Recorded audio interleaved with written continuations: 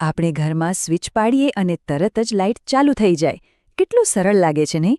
પણ ક્યારેય વિચાર્યું છે કે એ સ્વિચ અને જ્યાં વીજળી બને છે એ પાવર પ્લાન્ટ, એની વચ્ચે જે સેંકડો કિલોમીટર લાંબો કેબલ છે, એને ચાલુ કરતા પહેલાં શું થતું હશે? ચાલો આજે એ જ પડદા પાછળની દુનિયામાં એક નજર કરીએ. જુઓ, આ કોઈ નાનો સૂનો સવાલ નથી. આના જવાબ પર લાખો લોકોનું જીવન અને અબજો રૂપિયાના સાધનોની સલામતીનો આધાર છે. એક તરફ છે નવી નક્કોર પાવર લાઇન અને બીજી તરફ છે આખું શહેર. આ બેની વચ્ચે એક એવી પ્રક્રિયા આવે છે જે નક્કી કરે છે કે બધું બરાબર ચાલશે કે નહીં. અને એ પ્રક્રિયા છે સલામતી તપાસની એક આખી લાંબી શ્રેણી. એને આમ સમજો જેમ કોઈ પાયલટ પ્લેન ઉડાડતા પહેલાં એક પાર્ટ ચેક કરે છે.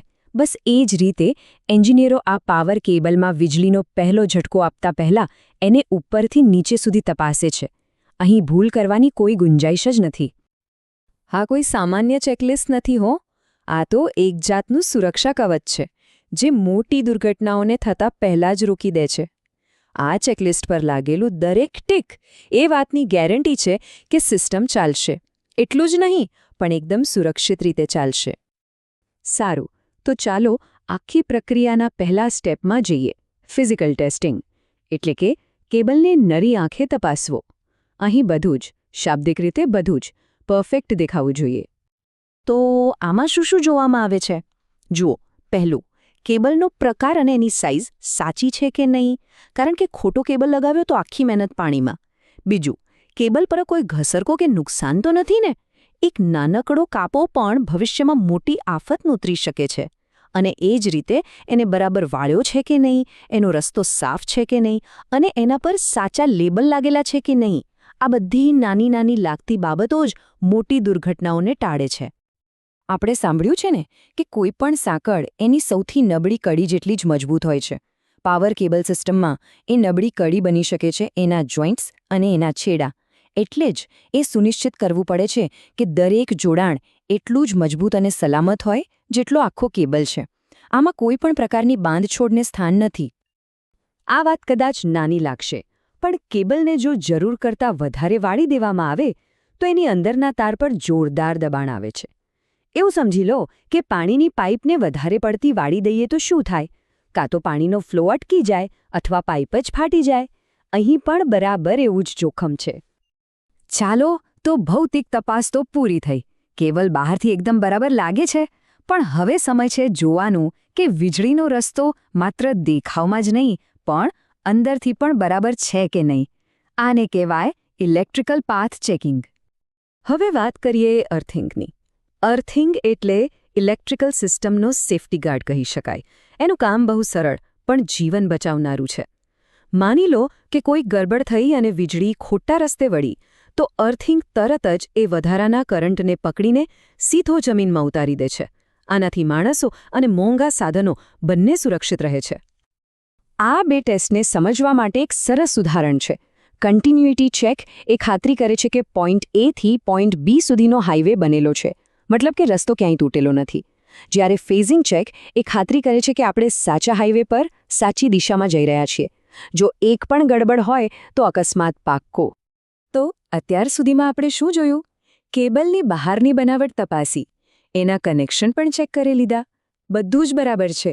પણ હવે આવે છે અસલી પરીક્ષા. શું આ કેબલ ખરેખર વીજળીનું દબાણ સહન કરી શકશે? અને આ છે છેલ્લી અને સૌથી કઠિન કસોટી, ઇલેક્ટ્રિકલ સ્ટ્રેસ ટેસ્ટ. આ ટેસ્ટમાં કેબલને એની ક્ષમતાની હદ સુધી ચકાસવામાં આવે છે. આ એની અગ્નિ પરીક્ષા છે.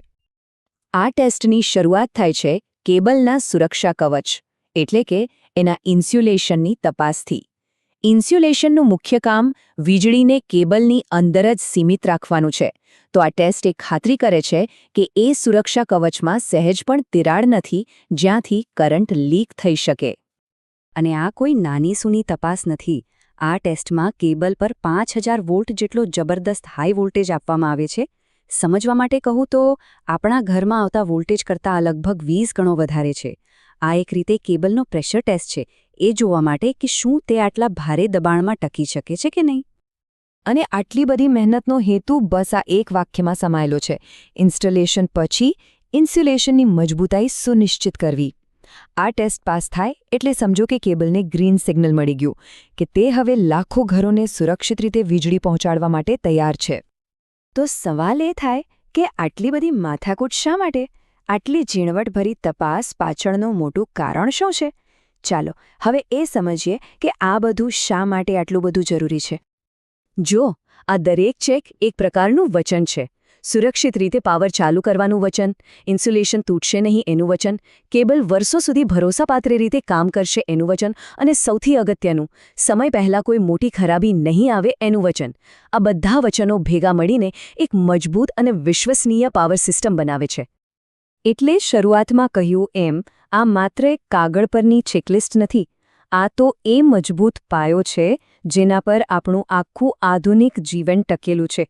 હોસ્પિટલમાં ચાલતા મશીનોથી લઈને આપણા ફોનના ચાર્જર સુધી દરેક વસ્તુની પાછળ આવી જ કોઈક અદૃશ્ય પણ અત્યંત મહત્વની પ્રક્રિયા છુપાયેલી હોય છે. અને આના પરથી એક વિચાર આવે છે, આપણી આસપાસ આવી બીજી કઈ અદૃશ્ય સિસ્ટમ્સ હશે જે ચૂપચાપ આપણું જીવન સરળ અને સુરક્ષિત બનાવી રહી છે, પણ જેની આપણે ક્યારેય નોંધ પણ નથી લેતા?